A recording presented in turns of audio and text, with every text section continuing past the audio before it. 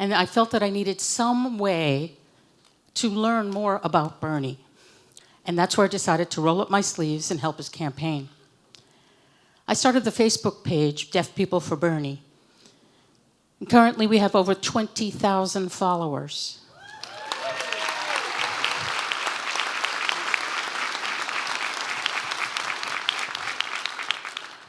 All of us are facing different kinds of struggles of accessibility and discrimination.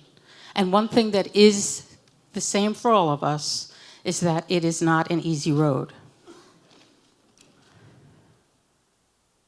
I managed to be able to get the campaign's attention and allow all of his videos to be captioned in American Sign Language and have interpreters at all his rallies and events.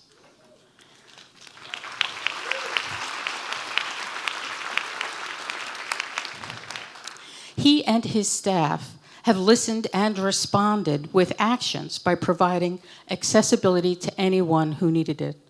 For example, when I volunteered in Boston Rally back in 2016, the building security wouldn't permit ASL interpreters to stand on stage with Bernie for safety reasons.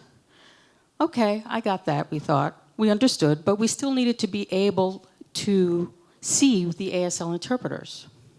They suggested ASL interpreters stand in the opposite side from where Bernie would stand and the ADA seating, which wasn't exactly great, and it wasn't exactly a deaf-friendly environment.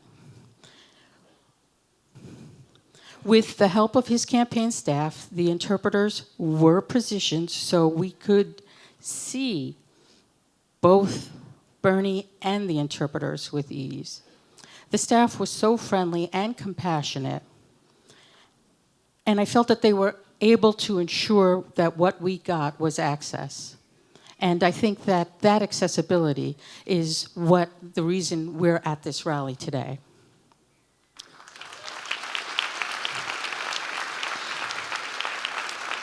And that's why I believe he understands and will be my choice for the next president of the United States.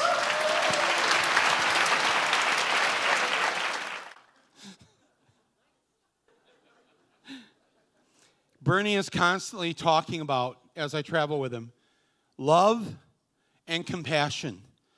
These are the two words I hear over and over and over again. Because if you believe that if someone gets sick, that they should not have to go bankrupt or lose their home, that's an act of love. If you believe that people should be able to go back to school or get a job or whatever and have adequate and wonderful daycare, that's an act of love. If you believe that this is our last best chance to save this planet in the climate emergency that we are in, that is an act of love and compassion. I am not surprised that the youngest voters in every single poll, first they were doing it like 18 to 29. Bernie had the vast majority of them. There was a poll in Texas last week. 70% of 18 to 29-year-old Texans were for Bernie Sanders.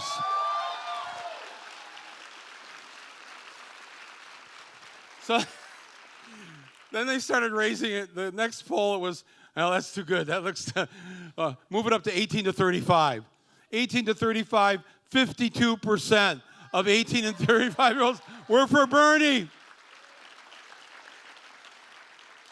So then the next poll, they raised it to 18 to 45, and the number one candidate was Bernie Sanders. It's like, I think it's great when you're 45, you're still called a young voter. Well, I'm waiting for the next poll. Move it to 60, move it to 60. He won't come in first. 18 to 60. Why are the youngest people for Bernie? Why? Why? But I'm telling you here, when we were your age, with the future, except that's the beautiful thing. Young voters want Bernie because he's fighting for their future. He acknowledges their future. And with all with all due respect to the senator, he's not fighting for his future. He's in his future. So what's in it for him? Because isn't that how a politician is supposed to think? What's in it for me? And Bernie, I can guarantee you, has never asked that question. Not since the time at 21 years old, 1963, he goes to a civil rights demonstration in Chicago and is arrested. Have you seen the picture? Go online and look at this picture. They're like, he's got police on both arms. He obviously missed the civil disobedience training where he's supposed to go limp. Put the cuffs. Not Bernie. Look at this picture. Let me go. I'm not saying that's how he sounded at 21, but it's a fair guess. And the next picture, that same day, they have him chained in the paddy wagon to two black women. It's so powerful.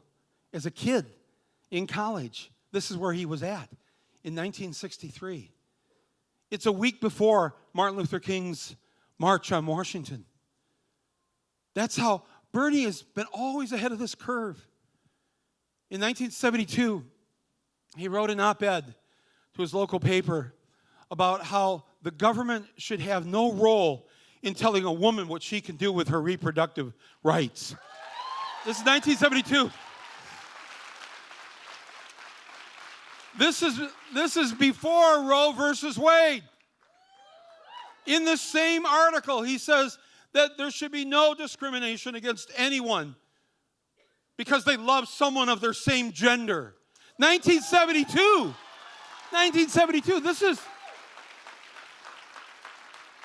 for the younger people here, this is just 3 years after Stonewall. The term gay rights doesn't exist yet.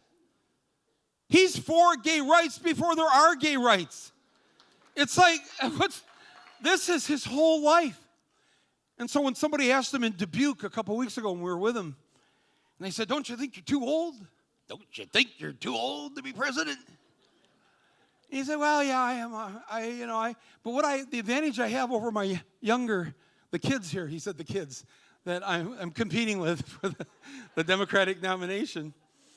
He says, I have a lifetime record. I have a lifetime record of standing on the side of the oppressed, of women, of people of color. Whatever it was, he was before people, some of us even were even thinking about it.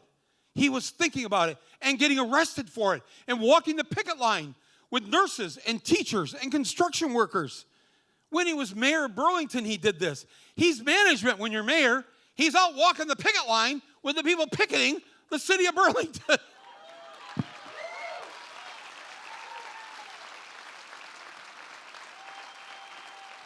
So he said to the person in Dubuque, he said, yeah, so I have this record. That's one thing. You can see it's consistent. I've never changed. I've never sold out. I can't be bought. And there's one thing you know about people my age, if you have grandparents. We don't change. We're pretty set in our ways. And he said, I am set in my ways when it comes to health care, when it comes to daycare, when it comes to mass incarceration, when it comes to the minimum wage. I am that person. I've always been that person. I didn't vote for Republicans who fought against a woman's right to choose, who stopped young people from being, all of this. This is who he is. There's no comparison. It's so amazing if you look at this record of his. And so I'm not surprised that young people are for him. And I have to say this too. I said this. I had this thought the other day. I wanted to speak to my fellow boomers. Any boomers in the audience here? Okay, now, first of all, have you told the young people you know the secret? No, we haven't told them. We don't want them to know because we want them to like us. We started them on the Beatles and Jackson Browne, and they all grew up liking our music, and we liked it. And they were not just our children, but our friends, right? And so, but we've not told them the truth. Boomers, how much did you pay per semester to go to college, to go to university? What? $400 a semester. Young people, are you listening? How much? 100. 100. Do I hear $50 a semester? $50 a semester. Anybody in the balcony? That's how much we paid. If you went to the SUNY system or the UC system in California, you paid zero. You paid for your books. That's it. That's how we went to school. Hey, how's it feeling being in debt until you're 50 now? Not good, does it? So boomers, we taught you not to swear too.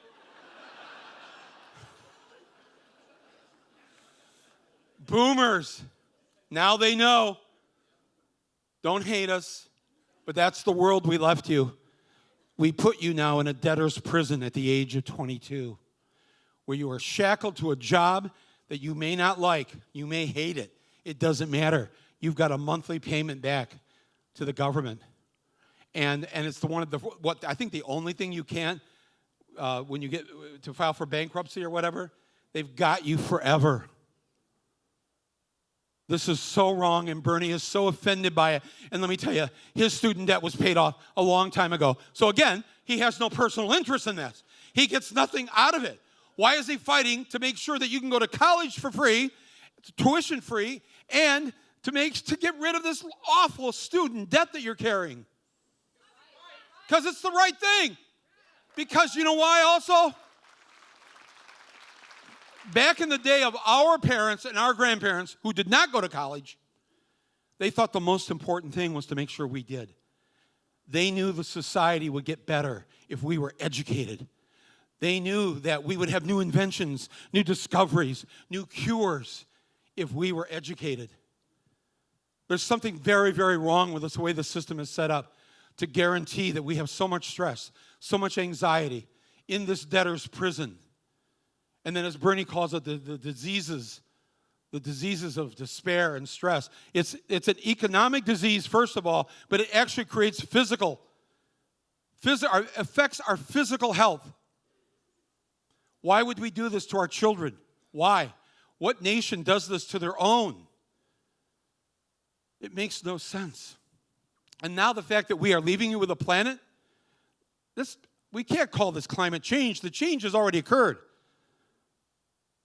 Bill McKibben, who's from the state next door, he told us 10 years ago, if we went past 350 parts per million of carbon in the atmosphere, it was too late. Remember that? 10 years ago, we were told there's no reversing it. There's nothing we can do to fix it. You know what we're at now? 415 parts per million. It's too late. That's what we've left our young people. Why are they for Bernie 18 to 29, 18 to 35, 18 to 45? Why?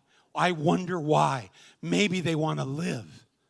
Because I'll tell you, when the collapse truly happens, and it's in the process right now of happening, I won't be here, Bernie won't be here, boomers, the ones that are working out, some of them will be here.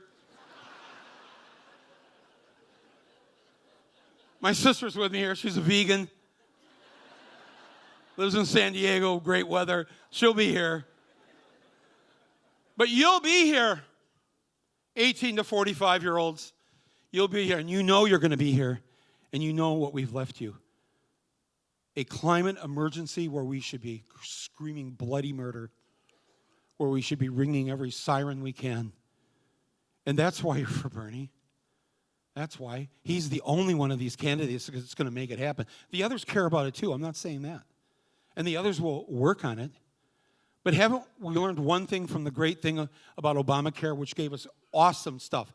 No pre-existing conditions on your parents till you're 26, et cetera, et cetera. But it's only halfway. It's a half measure. Are we not done with half measures? Bernie is the only candidate that will give us the full measure. Bernie is the candidate that's going to say, there's no halfway to the climate emergency. We have to go all the way. All the way. No halfway measures. All the great things that we've done All the great things that we have accomplished. 100 years ago this year, women getting the right to vote. What if the suffragettes had said back then, well, no, that's okay. You can make it half the women. Well, just a half measure is good. It's better than nothing. Or half the women and half the states can vote. Would that be okay? What if Lincoln had said half the slaves can be free? No more half measures. The planet is dying. Our children are going to choke to death. They're going to drown on this planet. This is our moment. You know that, right? We don't get 4 more years of this. That's it. And so I've actually asked friends of mine who are for other candidates. I said, no, they're good. These are good. This is a good. They all said something great last night at the debate, didn't they? Each one of them. Biden coming over and hugging Bernie. No, that was very sweet. Klobuchar's comment about why Buttigieg likes cartoons. And then the director, God bless the director who was over in the booth, immediately cuts to Buttigieg, and he had this cartoon thing that he was doing, and it was really weird. And I thought, well, Amy has a great sense of humor and timing. Elizabeth said great things. Steyer said great things. Andrew Yang said great things. This is a good group of human beings. But the reason why Bernie's the one, and the one to beat Trump, and the polls all show, 4 or 5 of them, they show in different polls, beat Trump. But only Bernie beats Trump by the margin that he beats Trump at. And why is that? Why is that? Because the average American, even if they don't agree 100% with everything that Bernie stands for, they know that Bernie's a fighter. Bernie will not sell out. Bernie cannot be bought. That's the Bernie Sanders they know, and they know that they have their best chance of getting rid of Donald Trump with Bernie Sanders taking him on.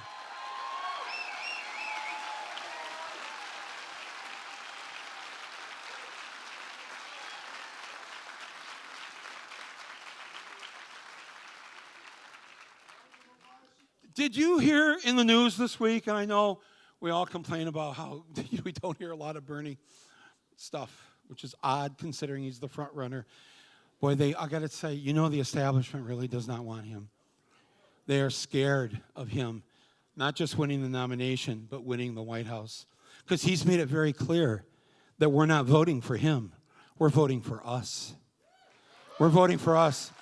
And Bernie's vision of January 20 next year is not just Bernie Sanders walking into the Oval Office, but teachers walking into the Oval Office, and nurses walking into the Oval Office, and all of us, everybody comes in with him. That's how his 4 or 8 years are going to be.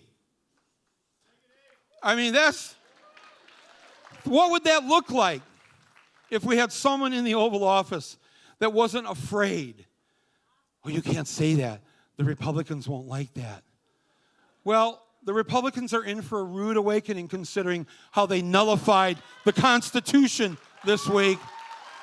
The Republicans...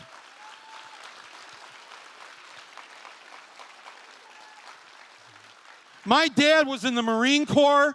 He fought in all those South Pacific battles, those awful Saving Private Ryan every time. He was a private in the Marine Corps, and that thing would come down in the amphibious vehicle, and half of them were mowed down immediately. I don't even know how he lived through all that. And by the time he got into his 80s and 90s, he couldn't believe that George W. Bush was president. He couldn't believe that someone like Donald Trump might be running. It was offensive to him.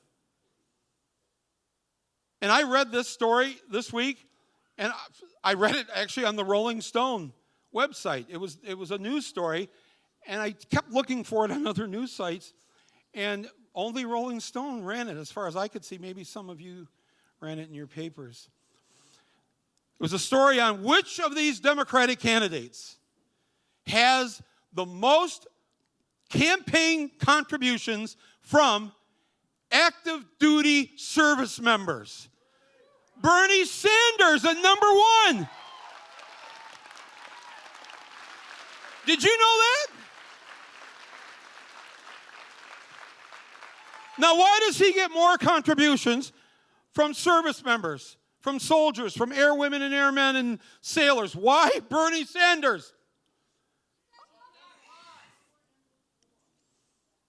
No, not only no more endless war, it's because these young people who've been over there to Iraq and Afghanistan, they've seen the truth.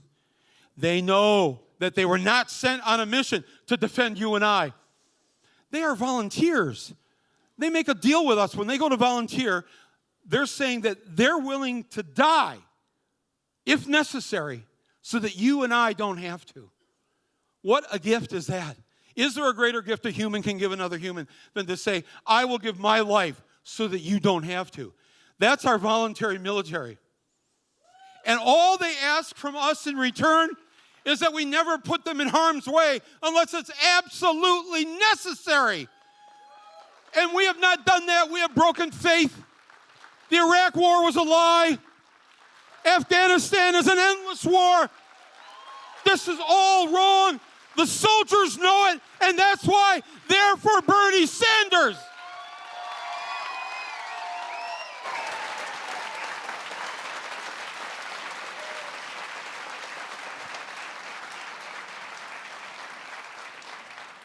After the debate, we went, there was a little, I don't know what it was some bar area in one of the hotels there in Manchester. And the pundit class was all there. Their heads are spinning. They can't explain away how is it that in all these polls now, not just in New Hampshire, but across the country, Bernie is number 1. They should get out of their bubble and go see what it's like. Because as we crisscross Iowa, we saw Flint, Michigan, all the way from Davenport over to Council Bluffs and Sioux City. It's everywhere now.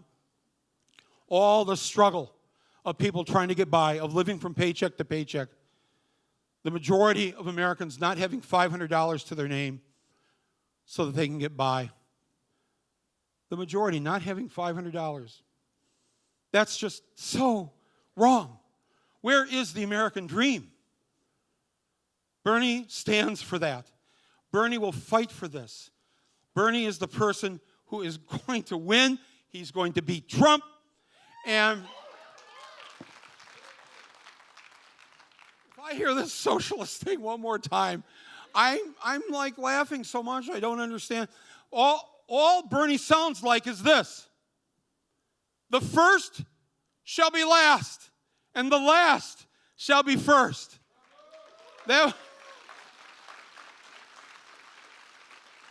A rich man will have a harder time getting into heaven than the camel will have getting through the eye of the needle.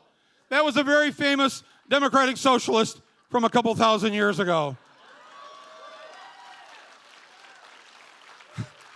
That democratic socialist, when he's given a sermon and there's only 2 pieces of fish and 5 loaves of bread and there's 5,000 people to feed, and he just said, go ahead and feed them. Just make sure everybody gets everybody gets a piece of something. Okay. Oh yeah, I know, I'm on my Bible thing, yeah. This is Ari. Let's hear it for Ari over here. No, but we need to explain to our fellow Americans what this means. It means Franklin Delano Roosevelt, who was over and over again called a communist. He was called a traitor over and over and over again, but he had the guts and the courage to stand up to it. Bernie's the only one of these candidates who will not back down from the Republicans or from Donald Trump. Bernie is the one that's going to get us the Senate back in the hands of the Democrats. Bernie's the one. So I want to thank everybody for being here today. I'm so happy to be here. Let's get out there and make New Hampshire the first primary for Bernie Sanders. Thank you, everybody.